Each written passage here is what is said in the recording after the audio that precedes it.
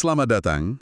Hari ini kita mau coba menelusuri lebih dalam jejak seorang aktivis yang cukup menarik perhatian di Luwu Utara, Sulawesi Selatan. Namanya Faisal Tanjung. Betul. Namanya ini sering sekali muncul ya, terutama kalau kita lihat dari rangkuman jejak digital di tribuntimur.com. Nah, itu sumber kita. Dan tujuan kita di sini sederhana saja. Kita mau coba cari tahu, ada pola apa sih di balik semua aksinya ini? Tepat. Kita akan lihat bagaimana laporan-laporannya itu punya dampak yang nyata. Dari nasib pribadi seseorang sampai ya institusi sekelas KPU. Oke, kita mulai dari kasus yang paling dramatis ya, yang paling menyita perhatian publik. Kasus 2 guru itu ya? Iya. Pemecatan 2 guru SMA di Luwu Utara, namanya Rashnal dan Abdul Muiz. Ini terjadi di tahun 2019. Mereka dilaporkan atas dugaan pungutan liar dana non-bos, dan belakangan ketahuan salah satu pelapornya ya Faisal Tanjung ini. Dan dampaknya ini bukan main-main kan? Bukan. Laporannya ini terus bergulir sampai ke ranah hukum. Pengadilan memvonis mereka bersalah melakukan tindak pidana korupsi. Vonisnya bahkan sampai Mahkamah Agung ya? Betul, sampai tingkat Mahkamah Agung. Dan puncaknya, Dinas Pendidikan Sulsel mengeluarkan SK Pemberhentian Tidak Dengan Hormat, PTDH. Wow, jadi mereka benar-benar kehilangan pekerjaan ya? Kehilangan segalanya, status PNS, pekerjaan, reputasi. Padahal kalau kita lihat di media, narasinya kan niat baik yang berujung hukuman. Nah, di sini ceritanya jadi luar biasa. Kasus ini kan viral banget. Sampai akhirnya pada 12 November 2025, Presiden Prabowo Subianto turun tangan. Menerbitkan surat rehabilitasi resmi. Iya, ini kan gila ya.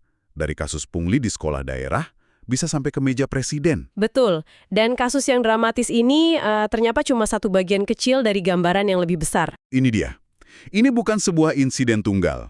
Ada pola yang konsisten dari Faisal Tanjung. Nah, coba kita urai polanya. Oke, misalnya, mundur ke tahun 2022. Dia mengadukan seluruh komisioner KPU Luwu Utara ke DKPP. Seluruh komisionir loh ya, bukan cuma 1 atau 2 orang. Betul. Waktu itu dia mengatasnamakan BAIN HMRI, Badan Advokasi dan Investigasi Hak Asasi Manusia. Oke, itu 1. Terus? Lanjut, 2 tahun kemudian 2024, KPU lagi sasarannya. Kali ini dia lapor ke Bawaslu soal proses pembentukan panitia pemilu. Benderanya beda lagi. Nah itu dia, kali ini dia menamakan diri Aktivis Muda Luwu Utara. Menarik. Belum selesai, tahun 2025 ganti lagi.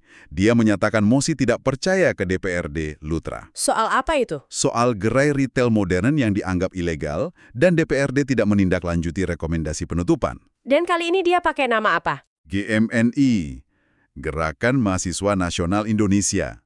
Dia kan jabatannya wakil ketua di situ. Oke, tunggu dulu. Jadi kita punya 3 laporan besar dengan 3 topi yang berbeda. BAIN HAMRI, aktivis muda, terus GMNI. Tepat. Kenapa ya strateginya begitu? Kenapa tidak pakai satu nama saja biar konsisten? Nah, ini mungkin pertanyaan kuncinya.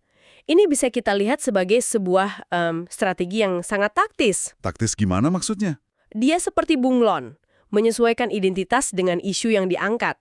Kalau mau melaporkan penyelenggara pemilu, dia pakai lembaga yang namanya berbau HAM. Biar lebih punya bobot ya? Betul.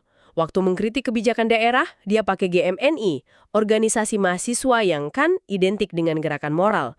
Ini bukan aktivisme spontan. Jadi ini semua sudah diperhitungkan? Sepertinya begitu. Ini semacam perang lewat jalur hukum dan birokrasi, menggunakan sistem untuk menyerang sistem itu sendiri. Sebuah metode yang lebih senyap, tapi dampaknya seperti yang kita lihat di kasus guru tadi, bisa sangat besar. Tepat sekali. Metodenya konsisten, pakai jalur pengaduan formal untuk menantang institusi. Jadi kalau kita tarik kesimpulan dari semua ini, apa yang kita lihat? Kita melihat profil seorang aktivis yang sangat strategis.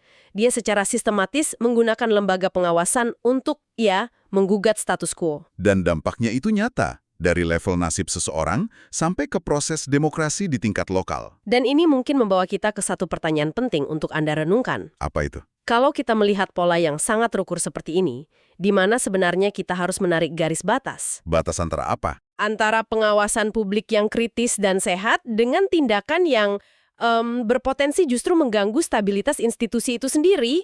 Dan dalam ekosistem demokrasi lokal kita, Peran seperti apa sih yang seharusnya dimainkan oleh seorang operator sistem seperti Faisal Anjung ini? Download Tribun X sekarang. Menghadirkan lokal menjadi Indonesia.